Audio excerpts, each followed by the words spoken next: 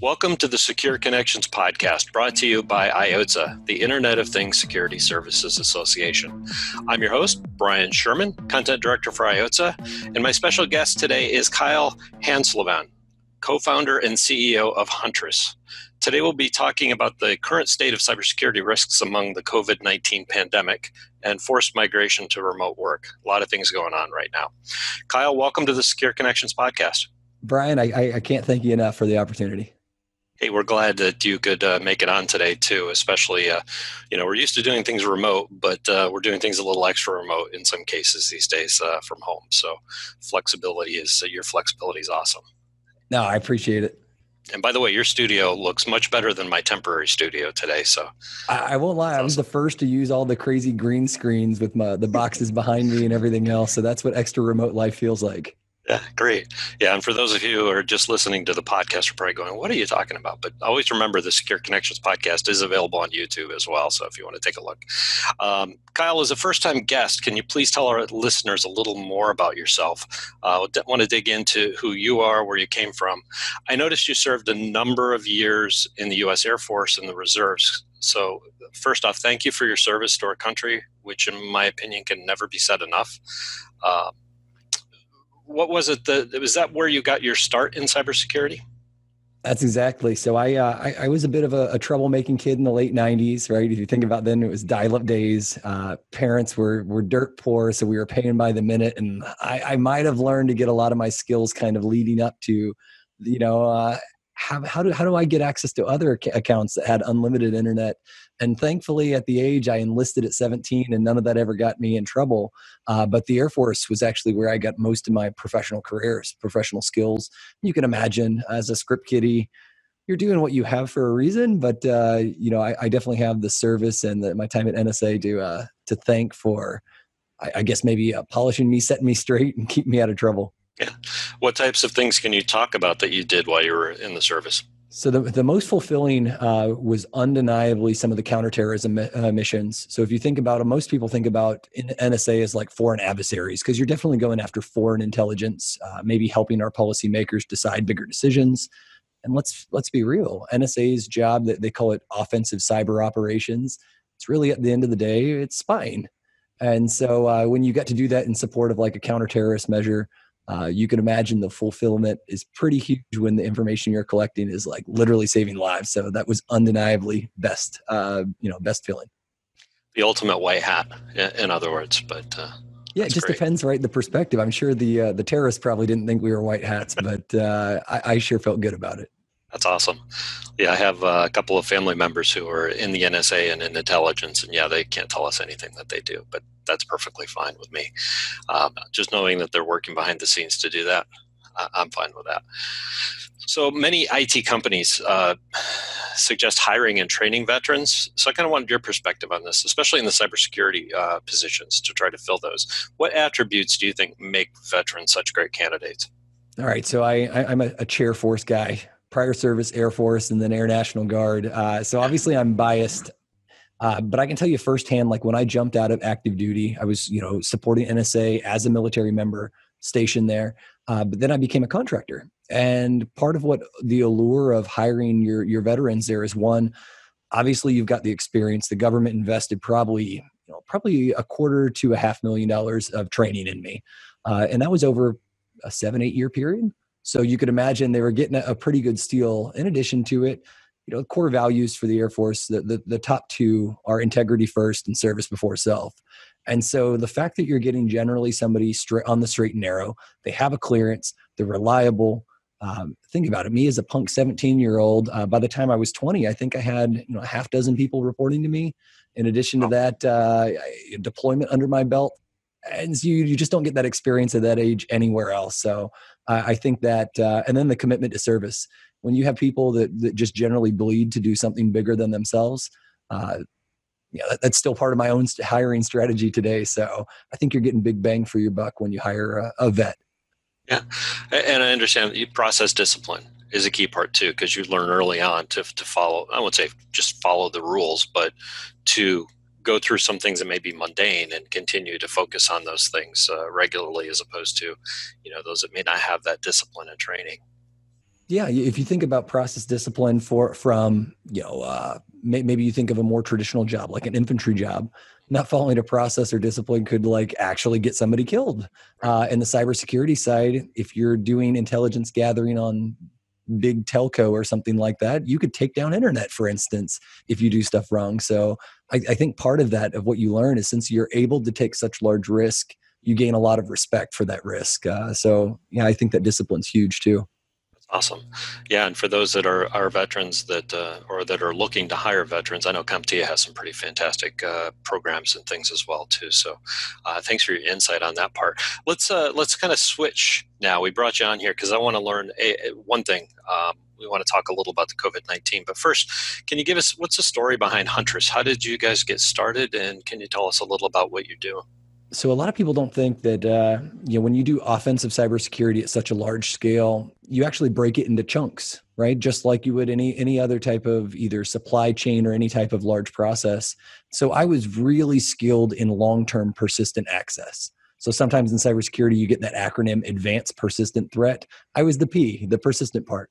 And it always bothered me, like after we got into a network, no matter how complex, whatever the fancy tools, widgets, or configurations, there was generally nobody there to hunt me down and kick me the heck out of the network. Once I got in, I was in. And so you can imagine how that starts to erode on you after about 10 years. You start asking yourself, am I using my offensive cybersecurity skills for the best thing that I could? I know that defense historically is a much harder problem, right? You always have to be right once is the mantra. Whether it's true or not was something I wanted to challenge. And so that type of like atmosphere convinced myself and my co-founders that, what if you didn't have to be right once? What if somebody getting in was just the beginning? And if when you catch them, you both disclose all their tradecraft, their indicators, make sure everybody knows about it, and make sure you burn absolutely all their access, could you actually raise that bar and make it much more expensive and time consuming for somebody to effectively compromise your network? Because getting in is just the beginning. It's never like wrapped with a silver bow for you. So that was huge. You could imagine that motivation of like, can I catch myself, was what got us started. And that's kind of evolved over 4 years' time now. Yeah, I think the active threats, everybody's aware of that part. It's just those ones that are persistent, that are sitting in the background. That's the biggest concern and coming to the front of, especially the channel discussions lately. So, can you tell me a little about the threat hunting and what Huntress does to help So MSPs on that side? I'll use this weekend, for example, just because it's so real now. We've got about 500,000 plus endpoints under management. So we see a lot. And so unfortunately, there's never a day of the week that there's not some sort of incident. You're scratching your head going, how did things escalate this big? So this weekend was a combination of worms and ransomware. What was really shocking about that situation is some of them continue to be the age old. I forgot to set a password, or I forgot to make a password complex enough. I got into the network. It spread laterally using the same standard password. We know of those. Those have been preached about. Even you mentioned CompTIA earlier. I can think of like a 2005 era Security Plus document that said, don't do this, yet it's still wreaking havoc 15 years later. But maybe the better example is, when you get something like that, everybody makes a mistake, period. When somebody gets in your network and it starts spreading, it's very similar to like preventive medicine. So if you think about like the doctor's not once stopped you, myself, or any other patient from, getting sick or getting something, heaven forbid, like cancer. But the whole goal is like with preventive medicine, it's how do we discover it quick before it escalates, spreads, and then like kills you, right? That's the real goal, is when does it impact business, or when does it impact, your bigger health? So it turns out, even though I was a punk cyber nerd, that all I wanted to do was make it harder for hackers. It turns out there's like some really good business cases there that you can actually say like, oh man, if this incident gets in the network and starts spreading, what happens when it takes down the critical assets? You can imagine now working from home, it's caused all kinds of new things. And as we kind of continue here in this webcast, it'll be interesting to explore, and I'll be more than happy to dive in, Brian, to share like on 2 of the incidents that we handled this weekend. They were incidents that we could not figure out what part of the perimeter that it came in, because in this work from home environment, it's not the same. There is no necessarily perimeter anymore. So yeah, the ultimate goal there was discovering these incidents, but sometimes it's a little bit harder than that to figure out where did it start, let alone how do you actually respond and prevent this from happening again. Yeah, no, that's a good point. I think to kind of go into what we wanted to hit on, which is the COVID-19 pandemic, has really changed things. I mean, would you think a month ago where we were at today is who could envision where businesses are at, where MSPs are at right now. Just individuals in general. Nobody's used to doing this. It's all new. What's changed for you and your company over the last month? Let's start there.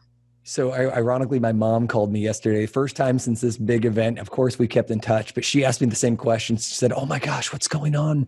And I said it simply to her, like first taking care of, ourselves and our employees, and said, Mom, we were already a work from home environment. We had over 1,000 partners. And I said, Mom, we're still a work from home environment now, helping about 1,100 partners. So giving her like the reassurance, like, yes, we are seeing the economy getting hit pretty hard. But generally speaking, for us, we were well prepared. But she was really concerned about a lot of our partners. She knew that unlike a lot of companies that go for like the Fortune 500, when you look at like SMBs, right, the small and mid-market companies, we are ostensibly challenged, in different ways. For instance, if you're a doctor's office or a dentist's office, who's scheduling appointments right now? Right. So what does work from home even look like when a doctor's office shuts down, or we're in the middle of tax season right now? And she was asking me, she's like, how in the world are accountants? She was a former accountant. How are they even doing taxes? And I said, it's been hard, so I was even explaining to her, like, these environments that were once you did everything from home. I was explaining just like how we are right now, recording this remotely, how this works. And, to her, FaceTime is still magic. She was just old enough to the point that she didn't get to experience a lot of these, teleworking. So, first off, I had to say, look, that's how it's like, Mom. But two, it was this like, she understands that hackers are going to hack. She knows from reading the headlines of whatever news she's reading that this is not something that's changing.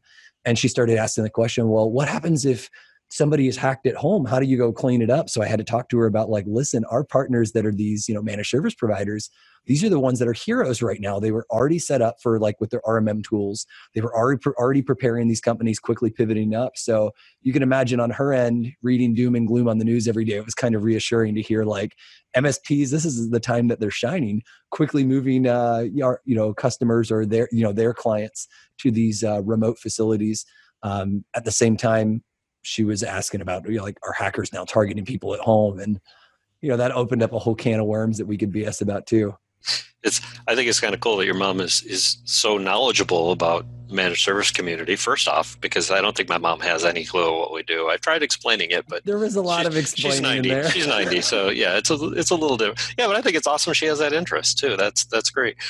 She might be a potential employee for you at some point here. She seems to have it together.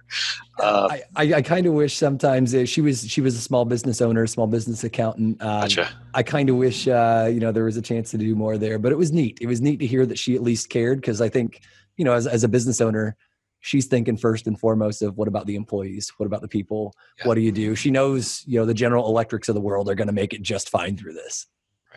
Right. But yeah, I think having that accounting background is perfect, because she gets the process and understands how all the businesses work and how they struggle too. I think that's going to be the point. So with the one thing we've seen, I know as an industry over the last, especially 2-3 weeks, is the exponential growth in remote work. That's not saying everybody's remote working. Going back to your doctor's office example, there's people in the office, there's people out of the office. It's a complex situation. How is that impacting the threat matrix right now? Yeah, so this is where it got too deep for Mom, sadly, and I guess maybe to reel it back in, a lot of those doctor dentist office, thank goodness, like I've got 3 kids, 15, 13, and 9. And, one of them had a follow-up doctor appointment. So I got to do my very first telemedicine appointment last week. And ironically, the doctor's office and some of our MSP partners, I shared with it that, telemedicine is really, really interesting. And it's crazy to see these MSPs come up with these rapidly new solutions. And some of them are a bit old school. Like, you've got your Zoom platforms that have been around forever. But it's completely different when you tell a doctor, like, no, you really can do a screening from home, over webcam, looking at each other. What hurts? I just read about, there was a family that was in isolation that, ironically, from work from home, they, an MSP enabled an actual, I guess it would be called an HVAC company, to be able to do remote diagnostic of a furnace that went out. It caught my attention. I thought that was amazing. So I would say, yeah, exponential growth in remote work. There's no doubt. I've seen it like wildfire over the last 3 weeks. The threat matrix and how it's changing. The amount of spam and phishing that is targeting telemedicine, telework. one of the ones that caught me off guard is usually when you get the government that starts saying like these threats are real, right? One of the ones that I saw, I think it was our Attorney General's office actually said, you know what, we're really concerned that some of these like threats coming from the World Health Organization, yeah, they're dangerous. And they come out saying coronavirus information's bad. But the ones that actually scare me or bother me the most are the ones that start getting a little bit more maybe tailored to the home user. So one that I was just checking out this morning was actually an Airbnb scam. The whole goal of this Airbnb scam was to target people who on social media had been talking about how bummed they were that they could no longer, have access to their Airbnb reservation. So of course, these hackers were following up with, are you interested in learning about Airbnb's coronavirus update? And you can imagine they weren't actually in it to go after Airbnb or their Airbnb account. They know that these individuals were working from home and with VPNs flattening some of that network where there's no longer a perimeter and their home computer having access directly to the internal network. It's just really ripe targets. Yeah, it seems like over the weekend, the Facebook Messenger scams really escalated too. I've seen a lot of even individuals I know outside the business community that are struggling with that. I said, don't click on any link. Yeah. You give them the basic security scan is if you have an account somewhere, go log into the account directly. Don't click on anything in email or in Facebook Messenger, but inevitably they know somebody's going to do it. Yeah, the Messenger, the SMS, I imagine, Brian, are you still do any tech support for at home or friends and family, neighbors? I get about once a week, Kyle, is this text message legit? I'm like, if you have to ask, it's probably not. My tech experience is very minimal, Kyle. So I'm only helpful to a certain level. Well, you know what? Yeah. Bless you for being able to still provide some of this education to other folks. Because the folks that I'm running into in IT, they're like, man, I'm doing IT 9 to 5, and as soon as I get out, I'm doing IT because it's a little bit harder now to bring like your physical laptop somewhere when you're socially distancing responsibly. Yeah. Well, when you think about the blur between the personal laptops, personal devices now in the work environment, it's got to be very difficult for MSPs too. I'm seeing a lot of, hey, how do I do this and how do I enable that? And utilizing a lot of remote tools right now that they're not comfortable with. So training has got to be exponential for not just MSPs, but for the vendors, trying to help them work the way through that. So with all of those moving parts, I can imagine that the threats and the hackers are extremely active right now. What are you seeing on that front? Yeah, I can tell you about maybe some of it. Unfortunately, it still continues to pivot to ransomware. As much as it's so destructive right now, I don't know if you had saw or even heard of, Brian, but earlier this month, several threat researchers actually reached out to some of these malware authors and ransomware as a service providers and asked them, are you going to stop targeting like health or hospitals, et cetera? And some of them actually said, yes, we're going to do everything we can. But the reality is most of these ransomware as a service, like it really is a business community there. They have affiliates that they don't have control of. Just like if you had, outside sales individuals that were doing sales on your behalf, you could tell them don't do something. But if they do something, it happens. So we continue to see that over and over and over. So this weekend, a lot of ransomware. Some was health, some was just, targeting opportunity. What's crazy is even though the attacks are happening, it doesn't mean the attacks are better. Sometimes they're just different. So a great example of this that I could, articulate here is sometimes you have hackers that will get in and like I mentioned earlier, you never just like land on the computer with all the health records or where everybody's W-2s are that you could then resell. It never works that way. You've got to get a foothold into the network. So we're starting to see more and more cases where things like, legitimate applications like Skype, or Google Updater, or one this weekend was actually an antivirus company itself. They posed as an update to the antivirus provider. And even though these things, for instance, like might come initially wrapped with a great phishing email, sometimes the social engineering is about as good as it gets. So even in some of these examples, you see they actually name themselves, like worm.exe or keystrokelager.exe. So it's funny to see like it really is sometimes just a thinly veiled wrapper around some of these attacks. But let's be real, if you don't have the talent to look at it, you don't have the security expertise, and most of our MSP partners, that do have security expertise, they are up to their armpits right now in just trying to take care of, are you patching these home computers, especially because supply problems right now, there's not a whole lot of like easy availability. Some of the disties have already had trouble shipping like laptops because of the surge of people working from home. We're finding some people that are actually installing VPN clients truly on their bring your own device setups. And you could only imagine that you don't have antivirus, you don't have, anything looking at, maybe like your DNS or your network traffic, you're not behind a firewall, and you definitely don't have GPOs hardening down. So we felt really blessed to be able to come out and say, like, listen, our partners focus on just enabling services and let us do that for you. So, it's kind of neat to see both MSPs and vendors unite and just say, we're going to do whatever we can, whatever we can to keep SMBs up and running.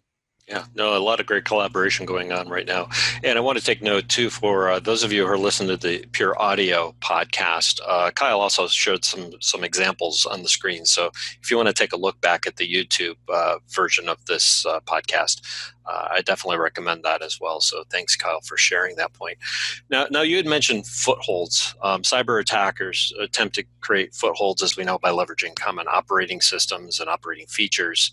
How can MSPs find and neutralize these threats? Because we see so much, to your point, is there's just a barrage of things going on for them right now, just trying to implement remote work sites to secure them without even thinking about, the monitoring side of cybersecurity right now.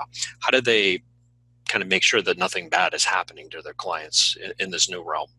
Yeah, so there's a handful of these frameworks, right? NIST is definitely the most popular in the US. NIST 800 is the regulation, but they identify these like large pillars of cybersecurity, and they typically sound like identify, protect, detect, respond, recover. That's generally the 5 pillars that most of these frameworks operate on. And what's funny is if you take a look at the decades, if you think about like 80s technology, a lot of it was like, oh, we now have networks. Let's identify what we have out there. 90s was like, ooh, people are doing some shady stuff. Let's try to protect against this, right? This is the beginning of the initial antivirus and things like that. IPS. 2000s, it became like, ooh, protection doesn't always work. Let's try to detect. So we got better like detection and response capabilities that started coming from like the IDS. If we started moving to 2010, detection and response became really, that's what Huntress fits in, identifying and detecting and responding to these incidents. And as we move into 2020s, the running joke is, all right, it's another decade. Are we going to go into recovery now? But where I'm going with this is a lot of our partners, especially when it's detecting these footholds, it's an ounce of prevention is worth a pound of cure. Being able to lock down and do that first, identify, detect, identify and protect before you even start detecting is super critical. But after that, one of the cases that enabled mass success this weekend, a couple thousand computers had the ability to be targeted. It was a larger provider. And with that said, they got in. We had identified, and we're a complementary layer at that point and doing just the detection and response for that partner to enable recovery. And so we were actually logging. There was fantastic logging, aggregation to central places, and actually looking for those things. So we were able to get in within the first couple of minutes, say, oh crap, these computers are going. So before it spread to 1,000 computers, you can imagine, discovering 1 or 2 computers early on and then delivering, here's the exact what you need to do. So obviously there's a twofold approach there within the MSP for free, just enabling more logging. And sometimes you got to first start by identifying what assets are you protecting, how to be able to protect those, the new assets coming online. I'm telling you, there is no perimeter anymore. Google, back when 2009, they got compromised. They got compromised by the Chinese, and it was called the Aurora Project, or Operation Aurora is what this was deemed. All the way back in 2009, Google came out and said, look, one day there's going to be a time where we don't actually have a perimeter. And we don't know when that's going to be, but we know this is going to go away. Crazy as it sounds, here we are in 2020. And because of this situation, Google actually had to release way more of these details saying, look, there's a new approach to security. It's beyond the end or beyond just the firewall. And so I think our MSPs could do a whole lot by learning from Google getting compromised by those, attackers that, formerly went against perimeters, now going after perimeterless designs. So anyways, I'm just sharing there real quick that there's a lot of stuff going on. Generally speaking, you don't have enough detection, you don't have enough logging. That's where a lot of our partners can do, the very bare minimum. And then they can spin up on some of these, fancy perimeterless designs as a next approach there, Brian. Gotcha. So it's a good time also to take a step back when they have time to to focus on training and looking back at some of the standards. You mentioned the NIST standards, and I know CompTIA has even a more refined one for MSPs, which is the channel standards. They have a channel cybersecurity standard that kind of aligns itself with the Cybersecurity Plus Trust Mark for those that have gone through it. So it's an excellent way to look at it, but it's all based on the NIST standards, taking it back, but it just individualizes it for the MSP community. So I definitely recommend taking a look back at those too on the CompTIA site, just to see where your organization stacks. What's beautiful about that, we've actually seen partners that have adopted some of that framework. We've seen the tradecraft of the hackers having to level up. It's that whole similar to outrunning a bear. Sometimes just being a level up is going to prevent some actors from ever getting in. And ironically, like when you see data on 500,000 plus endpoints, you're actually able to see the networks that are hardening themselves force actors to have to level up, or they just don't get in. So I would 100% endorse, Brian, what you just suggested, because I'm telling you, I have the data, I see it works. Yeah. Isn't that go back to if there's a bear, I don't have to be the fastest person, just faster than the one other person. Yeah, I mean, that's brutal, right? But in this environment, right, it still is capitalism. And I'm not saying it should be dog eat dog world for MSPs, but some are not going to rise to that level. It's just the way that law of averages works. So yeah, I would highly encourage, be that person to outrun the bear. Makes sense. Now let's flip the script a little bit here too, because MSPs are also being directly targeted by cyber criminals, and also have to shore up their defenses in their supply chains right now. What role does threat hunting play in these type of processes? What can they be doing again to protect themselves, not just their clients? Yeah. So one of those incidents this week looked like it was a weak password on an RMM product. And you can imagine anybody hears that in 2020, all of our stomachs kind of sink, because what the gravity of that is. It's not just one client that's getting hammered. It's many. It continues to be some of the standards, and the standards are so hard. That's why they call them, both the standards, because one, you got to have somebody call it out of like, this is what you need to do. But two, even like reiterating, like you mentioned, right now, most of our partners don't have downtime. They're working around the clock to help people move to work from home.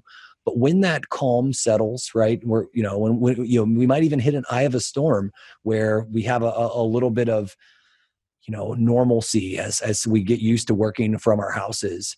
Use that time, especially if you have any downtime, to be able to revisit your basics. Because this is an environment, this was an MSP partner that had two-factor. This is an MSP partner that had next generation products. And they even had our team looking through and hunting on the endpoints day in, day out, looking for this. But what happened is they just noticed that due to an acquisition, they acquired another smaller MSP, and they were bringing that new technology on board. The one thing that slipped by them was they managed to not switch up a default password. And this was one of those cases that the RMM tool itself had two-factor and had passwords on it that were robust and diverse. But what happened is some of their deployment mechanisms were running as the standard local domain administrator account that had the same standard password. And unfortunately, it was a situation where one computer, ironically, and this is just great timing or terrible timing, a user at home had admin privileges on their laptop. That laptop was compromised. And what happened is, because that service admin account was running, the RMM was running with this standardized user account, the hacker was able to elevate privileges, and using techniques was able to scrape out the credentials from memory of this compromised computer. And even though the RMM tool had the passwords, they were able to use that standardized service account to once again move laterally in the network. Because think about it, your RMM is an automated tool. You can't have an automated tool prompting you for two-factor. That defeats the automation if you have that benefit. And unfortunately, hackers are going to evolve, and they're going to leverage techniques like that. So that's a good example of cat and mouse. But having somebody there hunting those threats once again, or looking for those when you miss something standardized, and it happens even to the best of them. When you miss it, the whole goal is like, quickly discover it. Let's figure this out. And let's respond before it escalates, before everybody has that reputation hit. That would be my advice on the threat hunting, and a great example of how real world that actually works to prevent those detrimental events. Yeah, it just takes one slip. And I think we've all learned anything in the last few years is that the cyber criminals are just looking for those low-hanging fruit situations to happen. For sure. So great. Well, Kyle, I could talk all day because this is fantastic stuff, but unfortunately, we're running out of time for the episode. Looking forward to having you back too, hopefully in a few weeks here. Maybe on the positive side where everybody's back and running, but we'll take it one step at a time. What words of wisdom would you like to leave with our listeners today before we close out? So I was really inspired before jumping on this recording here about an event that I saw on Reddit. It was actually a group of MSPs that came out and said, listen, dear vendors, over the past couple weeks, we've seen vendors fall into two categories. Those that, reached out and said, look, you're going under hard times. We're here to help. Here's resources. Here's things to defend yourself, and looking not to capitalize on the event, but truly be a partner. My words of wisdom would be, as MSPs or vendors alike, that's the right answer to the situation. This is a chance to be thoughtful. This is a chance to take care of each other, the chance to take care of your community. When you do that, your partners, whether it's your MSPs and the clients that they support them or your vendors, people are going to remember that. They're going to remember how you acted during this time. So I think this is where, some good old-fashioned decency, taking care of each other, your brother or sister's keeper goes a long ways. And that would be the way that I'd like to end this, is the call to action of continue doing that. Excellent advice. So on behalf of the entire IOTA team, I thank today's special guest, Kyle Hanslovan of Huntress, for joining us. During the COVID-19 quarantine, we're providing and will continue to roll out specific content to address top concerns for our channel community. So be sure to check out iota.com and our social media pages for the latest expert panel discussions, as well as special editions of our Secure Connections podcast. We're going to do our best to try to find the latest and greatest and get that information out to our community. Let us know if you have a topic you'd like to discuss or an expert who should add into the conversation. We're here, and we're here to help you and your clients as well. So please let us know. Have a safe and secure day, and please take care. Thank you.